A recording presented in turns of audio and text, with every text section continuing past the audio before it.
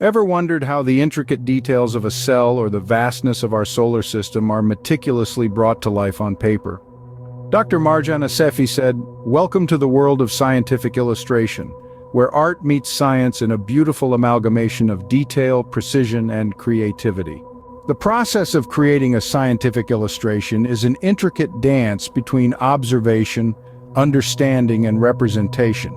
It's not just about drawing what you see, but also about understanding what you're looking at and making it understandable for others.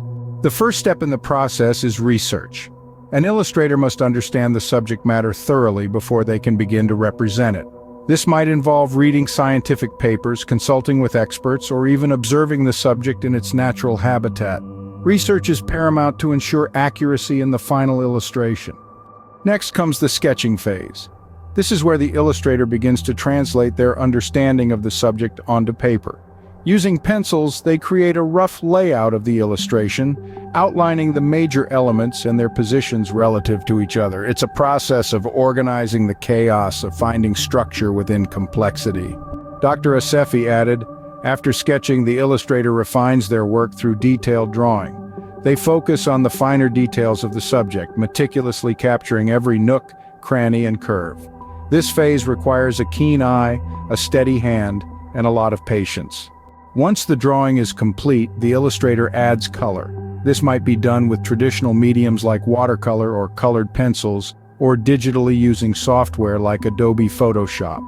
Color adds depth and dimension to the illustration, making it more engaging and realistic.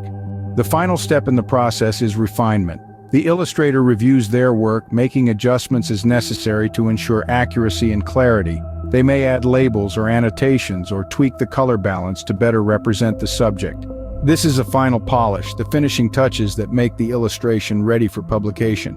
So to recap, creating a scientific illustration involves 1.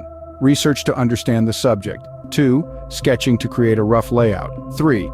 Detailed drawing to capture the fine details. 4. Adding color to add depth and realism. 5. Refinement to ensure accuracy and clarity. Scientific illustration is more than just drawing. Dr. Assefi mentioned it's about understanding the intricacies of our world and representing them in a way that others can understand. It's about bringing science to life, one illustration at a time. It's a process that requires patience, attention to detail, and a deep love of learning. But the result, a beautiful, accurate, and educational illustration, is well worth the effort.